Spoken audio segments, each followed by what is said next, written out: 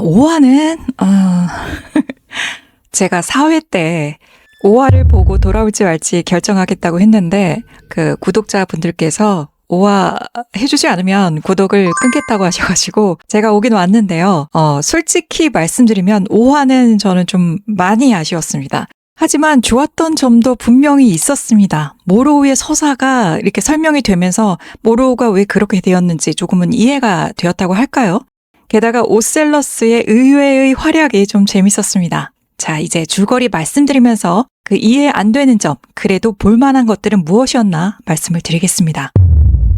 5화의 주제는 In Space No One. 이 제목은 1979년작 에일리언의 유명한 슬로건인 In Space No One Can Hear You Scream을 연상시키는 말이기도 합니다. 에일리언의 오리지널 작품들을 존중한다는 노아 홀리의 말과도 맞아떨어지죠. 노아의 이런 생각을 볼 수 있는 설정들은 매 회차 볼 수 있었지만 5화에서 특히 많이 볼 수 있었습니다. 마지노호의 내부가 노스트로모의 내부를 재현한 듯한 모습, 그리고 승무원들의 복장과 에일리언과 숨바꼭질을 하는 듯한 그런 장면 등이 바로 그것이죠.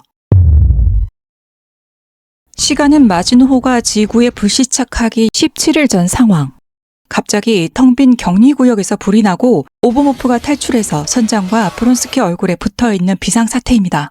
선장은 이미 죽은 상태고 브론스키는 의식이 없는 상태입니다. 회사 규정대로 브론스키는 외계 생명체와 접촉했기 때문에 남은 여정 동안은 동면에 들어가게 됩니다. 오버모프를 얼굴에 붙인 채로 말이죠. 이런 긴급 상황에서 동면에서 깨어난 모로우는 곧장 의무실로 달려가고 마주한 건 우주선에 불이 나고 외계 생명체들은 어떻게 되어 있는지 모르는 비상 상태에서 아무런 행동을 취하고 있지 않는 승무원들의 모습을 보게 됩니다. 게다가 부함장 조야는 동면에서 깨자마자 곧장 온 모로우에게 속옷 차림으로 왔다고 지적을 하는데, 아니 지금 그게 중요한 게 아니잖아요? 승무원 2명이나 당했고 밖에 생명체들이 어떤 상황인지도 모르는데 솔직히 그 속옷 차림인지 아닌지가 중요하진 않잖아요. 오히려 리더답게 지시를 내리는 건 모로우였습니다. 하지만 승무원들도 수동적인 태도를 보이죠. 핑계만 대고 수다를 떨고. 와, 군기가 이 정도로 없을 줄은 몰랐습니다. 심지어 모로우가 내부에 스파이가 있을 수도 있다고 경고를 하는데도 부함장 조야는 승무원들의 사기나 걱정하면서 이해되지 않는 태도를 보여줍니다. 제가 사실 딱 이 표정으로 계속 보고 있었어요. 보통 사람들이 어떤 위험 임무나 이런 장기적인 프로젝트에 참여를 할 때는 그 생각이라는 걸 하고 결국 모로우는 말을 듣지 않는 조야를 협박해서 내부 스파이가 누구인지 알아내게 됩니다. 바로 페트라비치. 원래대로라면 동면 중이어야 할 인물이었는데 그가 배신자였습니다. 마치 노스트로모의 애쉬처럼 마지노호에도 내부 협력자가 존재했던 겁니다. 그리고 그 배후에는 바로 보이 카발리에가 있었습니다. 보이와 페트라비치가 서로 교신하는 것을 모로우가 발견하게 되는데, 페트라비치는 보이에게 이 생명체를 넘길 테니 나에게 하이브리드 몸체를 달라라고 요구를 합니다. 하지만 보이는 교활하죠. 일단 가져와봐 라는 식으로 거래를 유도합니다. 그리고 이 통신을 본 모로우는 페트라비치를 잡으러 다니기 시작합니다. 그 사이 무능한 승무원의 모습은 또 여기서 보여집니다. 외계 생명체에 먹이를 줄 때도 아주 부주의한 모습을 보이죠. 도대체 방호복은 왜 안 입을까요? 19번 생물종은 2주 동안 먹이를 먹지 않은 상태. 죽은 쥐를 주니까 죽은 조직을 먹습니다. 그 모습을 오셀러스가 보고 있고요. 클라미디아는 오셀러스에게 말도 건넵니다. 그러는 사이 19번 생물종 한 마리가 실린더를 열고 나갑니다. 그리고 텀블러 속에 올챙이를 뱉어내죠. 자기 새끼들을 뱉어내는데 실험실에 왜 먹을 걸 들고 들어가는 걸까요? 이유가 나오긴 했습니다. 담배 냄새 때문이라고요. 담배 냄새가 싫어서 식사를 거기서 한다고 합니다. 그런데 이 장면에서 흥미로운 포인트가 하나 있었어요. 19번 생명체 중 하나가 뚜껑을 열고 빠져나가는 순간 오셀러스가 실린더 유리를 탕탕탕 두드리거든요. 여러분은 이거 어떻게 해석하셨나요? 저기 지금 누가 탈출한다, 잡아라 이런 신호였을까요? 아니면 그 벌레가 무사히 빠져나갈 수 있도록 클라미디아의 시선을 자신으로 돌리려는 행동이었을까요? 사실 처음엔 19번 생명체가 빠져나간 것을 눈치채지 못하도록 클라미디아의 시선을 자신 쪽으로 돌리게 했다고 생각을 했는데 이후의 장면들을 보고 생각이 조금 달라졌습니다. 이 부분에 대해서 차차 말씀을 드려볼게요. 결국 19번 생명체는 올챙이를 쏟아낸 후에 다시 잡혀서 실린더 안으로 들어갑니다. 그리고 오셀러스도 벽 쪽 선반으로 옮겨집니다. 이들이 나가자마자 오셀러스는 앞뒤로 진동을 주어서 실린더를 바닥에 떨어뜨립니다. 그렇게 실린더가 와장창 부서지면서 그 안에 있던 오셀러스도 탈출을 하게 됩니다. 이 장면 보고 딱 저 이 표정이었거든요. 아니 이렇게 쉽게 깨지는 재질의 용기에다가 오셀러스를 담아놨다는 게 좀 이해가 안 되지 않나요? 이런 이유가 있었겠지라고 짐작을 하고 계신 분이 있으시다면 댓글로 남겨주세요. 그럼에도 불구하고 중요한 힌트는 얻었습니다. 오셀러스는 충분히 빠져나갈 수 있는 지능을 가졌지만 일부러 그 안에 갇혀 있었다는 거죠. 그리고 거머리같이 생긴 이 벌레들도 학습을 하고 지능을 발휘하는 존재라는 점입니다. 한편 텀블러 속 올챙이들은 결국 말라카이트가 마셔버리죠. 그런데 그 작은 올챙이들이 몸 안에서 곤충처럼 변해서 기관지에 달라붙어서 흡혈을 시작합니다. 사태가 심각해지자 급히 수술을 해서 떼어내려고 하지만 이 외계 생명체가 어떤 존재인지 모르는 상태인데도 역시 방호복 하나 없이 그냥 맨몸으로 시도합니다. 이때 모로우가 강하게 제지하죠. 지금은 격리가 우선이다 라고 말이죠. 하지만 승무원들과 조연은 다시 또 인류애를 발휘합니다. 떼어내려는 시도 자체는 이해할 수 있습니다. 문제는 아무런 대비 없이 그저 감정만 앞세운 채로 수술을 진행했다는 거죠. 결국 19번 생명체가 떨어져 나오면서 뿜어낸 독가스에 그 방에 있던 승무원 2명이 허망하게 죽음을 맞이합니다. 브론스키 몸을 통해서 나온 체스터 버스터는 급속도로 자라서 제노모프가 됐죠. 그리고 사람들을 공격하기 시작합니다. 제노모프의 표적은 조야로 향합니다. 이 장면은 정말 기존 에일리언 시리즈의 향수를 불러일으켰습니다. 천장을 기어오르거나 환풍구를 타고 이동하는 모습, 긴박함이 그대로 살아있죠. 이렇게 도망친 조야는 실험실로 들어가 문을 닫지만 기다리고 있었던 건 오셀러스에게 잠식당한 슈무엘. 슈무엘은 조야에게 다가가고 조야는 쓰러집니다. 이때 의문이 생기는데 언뜻 보면 조야를 구해주려는 건가 싶지만 구해주려는 것이 아니라 나이든 슈무엘 몸에서 젊은 조야의 몸으로 갈아타려는 게 아니었을까. 그 순간이었던 것 같습니다. 인간의 도덕성을 외계 생명체에 대입하면 안 된다는 것이 제 생각이거든요. 방심하는 순간 어떻게 될지 모르잖아요. 오셀러스 입장에서는 숙주들이 많아야 좋지 않을까요? 그래서 인간들을 죽일 수 있었지만 필요한 순간을 위해서 죽이지 않고 기다렸던 것 같기도 합니다. 이렇게 인간의 몸에 한번 들어가 본 적이 있는 오셀러스는 양의 몸속에 들어있는 게 얼마나 답답할까요? 아마 양에서 사람의 몸으로 다시 이동할 궁리를 하고 있을 것 같습니다. 환풍구에서 빠져나온 모로우는 슈무엘과 마주합니다. 근데 갑자기 슈무엘이 이상한 소리를 내기 시작해요.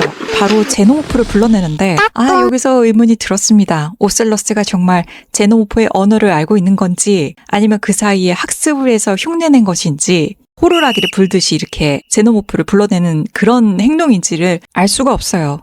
이 장면도 의미가 있을 것 같지 않나요?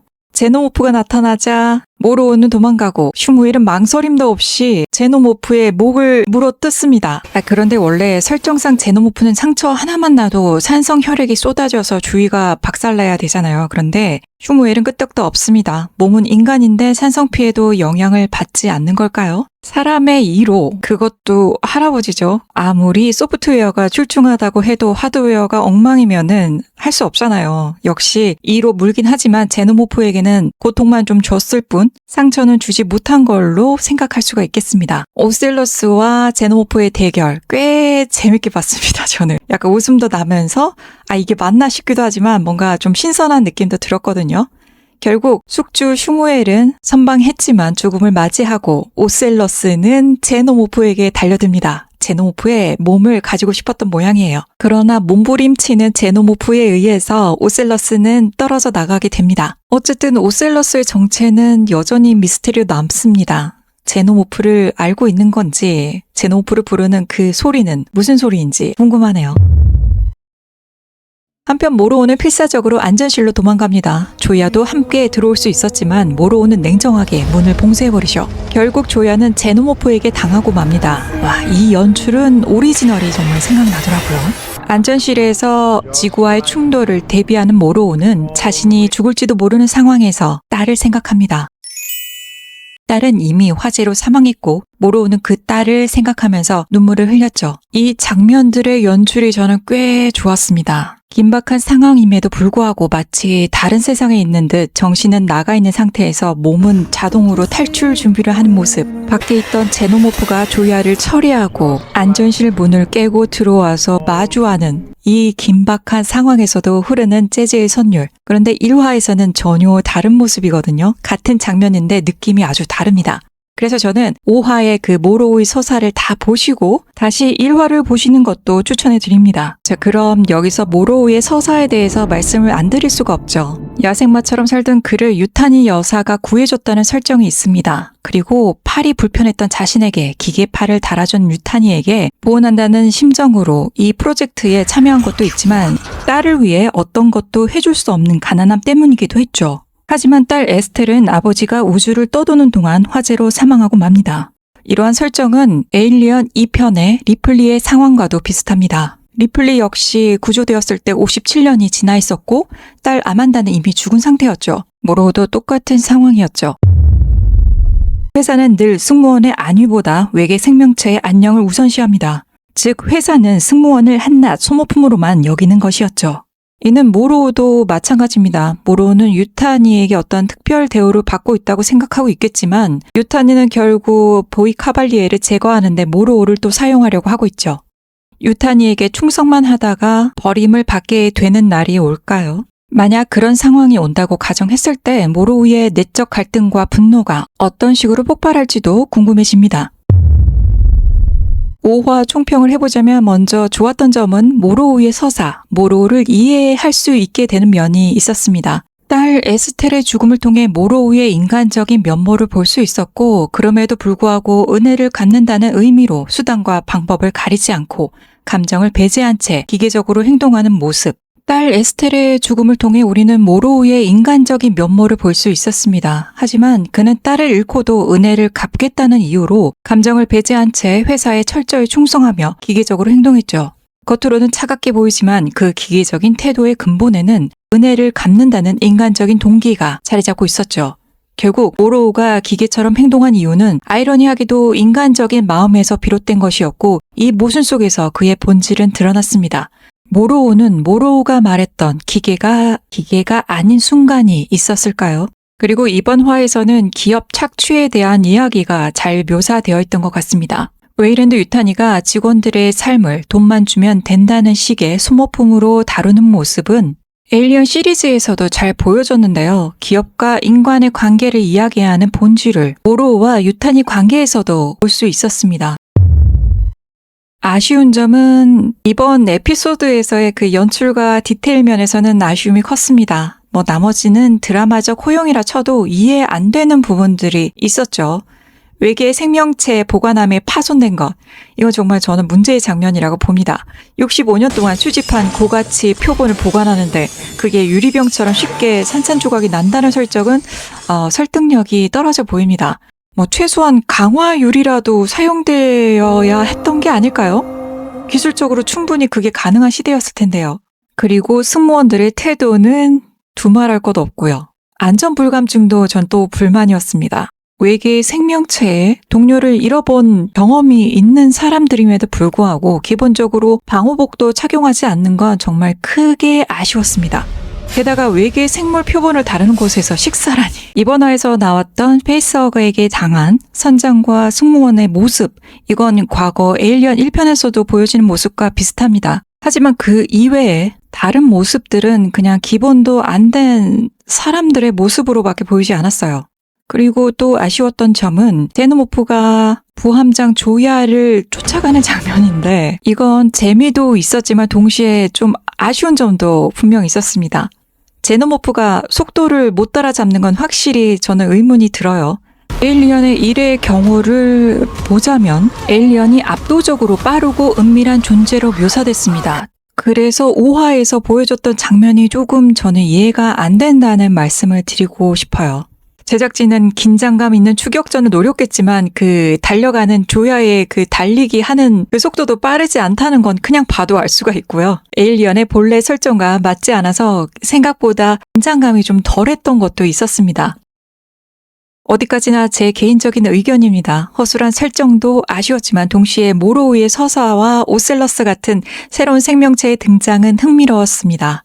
여기서 의문이 드는 게 굳이 에일리언 어스라는 제목을 달아야 했을까? 주인공이 에일리언이라기보다 다른 생명체나 다른 캐릭터들이 주인공 같다는 생각이 지금 1화부터 계속 들고 있거든요. 그러니까 에일리언은 제노모프만을 뜻하는 것이 아니라 인간 이외의 새로운 존재들, 즉 하이브리드나 외계 생명체를 통틀어서 말하는 것이 아닌가 그런 생각도 들었습니다. 그리고 5화는 드라마적 장치, 모로우의 서사나 기업의 탐욕 같은 이런 이야기는 잘 깔았지만 어쨌든 연출과 리얼리티에서 좀 아쉬움이 컸습니다. 승무원들은 멍청했고 모로우는 그럴만했으며 오셀러스는 귀여웠다. 저는 이렇게 말씀을 드리겠습니다. 오늘 영상은 여기까지고요. 다음에 또 다른 이야기로 찾아올지 6화 리뷰를 들고 찾아올지 모르겠지만 어쨌든 다음 이야기로 저는 찾아뵙겠습니다. 오늘 이야기가 좋으셨다면 구독, 좋아요, 알림 신청 부탁드리겠습니다. 지금까지 스토리탐이었습니다.